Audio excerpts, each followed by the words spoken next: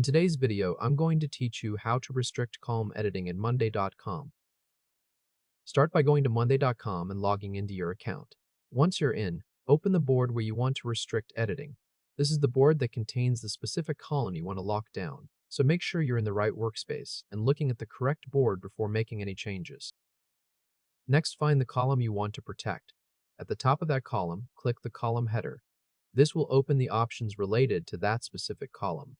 After that, click the three-dot menu in the column header to open more settings. From that menu, click Settings. Inside the Settings options, look for Restricted Column Editing and select it. This is the key setting that allows you to control who can make changes to that column. Once you turn on Restricted Editing, monday.com will give you the option to decide who is still allowed to edit that column. If you want only certain people to have access, choose the option to define who can edit. Then enter the person's name and select them from the list.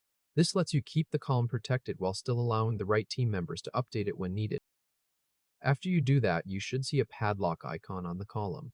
That padlock confirms the restriction is active, and it's a quick visual way to know that editing has been limited for that field.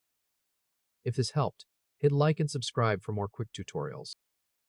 A good tip here is to double-check the selected people before you leave the settings.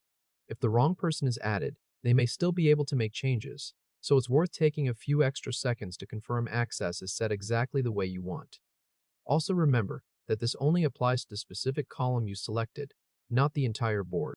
So if you need to protect more than one column, you'll need to repeat the same process for each one. This feature is especially useful when you want to prevent accidental edits to important information, like status fields, budgets, timelines, or approved values. It helps keep your board clean and consistent, especially when multiple people are collaborating. And that's it. You've now successfully restricted column editing in monday.com, assigned who can still make changes, and confirmed it's working by checking for the padlock icon.